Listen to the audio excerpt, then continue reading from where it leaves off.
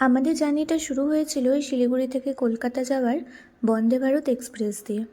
তো এখানে মা বাবা সি অফ করে গেল, তারপর বাইরের প্রাকৃতিক দৃশ্য দেখতে দেখতে চলে আসলো আমাদের স্ন্যাক্স। তো আমি এই প্রথমবার বন্দে ভারতে উঠলাম। তো এখানে আমার এই ক্যারামেল পপকর্নটা কিন্তু খুব ভালো লেগেছে। তারপর আবারও বাইরের দৃশ্য দেখতে দেখতে গল্প করতে করতে চলে আসলো রাতের ডিনার। আর আমরা তো পৌঁছে গিয়েছিলাম কলকাতা রাত 10:30টাতেই। তারপর নেমে আমরা পৌঁছে গিয়েছিলাম হাওড়ার এক্সিকিউটিভ এসি লঞ্চে, যেখানে আমরা বেশ কিছুক্ষণের জন্য আমরা রেস্ট করে তারপর ফ্রেশও হয়ে নিলাম। রাত 2টোর দিকে বেরিয়ে গেলাম এয়ারপোর্টের উদ্দেশ্যে।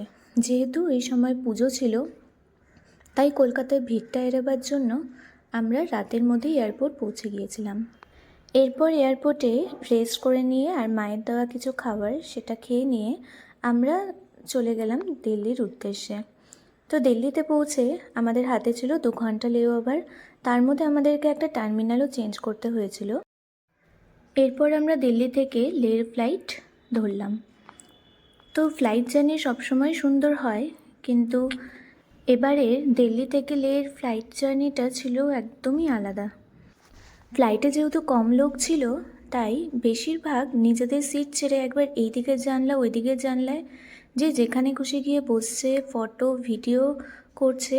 আর এই প্রথমবার আমি দেখলাম যেখানে ফ্লাইটের থেকে কোনো রকম অবজেকশন জানানো হলো না, নির্ভয়ে যে যত খুশি ফটো আর ভিডিও তুলতে পারলো। যে কোনো জায়গার সৌন্দর্য শুধুমাত্র চোখের ক্যামেরাতেই ঠিকভাবে বন্দী হয়, যা মোবাইল বা ক্যামেরায় কোনোভাবেই আসে না। তো এখানেও ঠিক তাই ছিল। পুরো জার্নিটা এত সুন্দর ছিল। অক্টোবরের পর থেকে ফ্লাইট ফেয়ার প্রায় অর্ধেকই হয়ে যায়, কিন্তু বাকি টাইম লের ফ্লাইট ফেয়ার সবসময়ের জন্য বেশি থাকে। শিলিগুড়ি থেকে একদিনে লেতে পৌঁছানো বেশ মুশকিল। যারা কলকাতা থেকে আসবে তারা ভোরবেলা ফ্লাইট ধরে দিল্লি, আর তারপর দিল্লি থেকে কিন্তু খুব সহজেই লেতে পৌঁছে যাবে। কিন্তু শিলিগুড়ি থেকে আগে কলকাতা পৌঁছতে হবে। কেউ ভোরবেলার ফ্লাইটও যদি ধরে কলকাতায় পৌঁছয়, তাকে ঠিক টাইমে ভোরবেলার আবার কলকাতা থেকে ফ্লাইট নিয়ে তাকে পৌঁছতে হবে দিল্লি। তারপর দিল্লি থেকে ফ্লাইট দিয়ে করে যেতে হবে লেতে।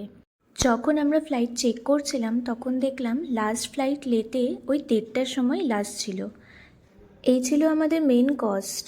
বাকি লাঞ্চ আর অ্যাক্টিভিটিস সেটা আলাদা।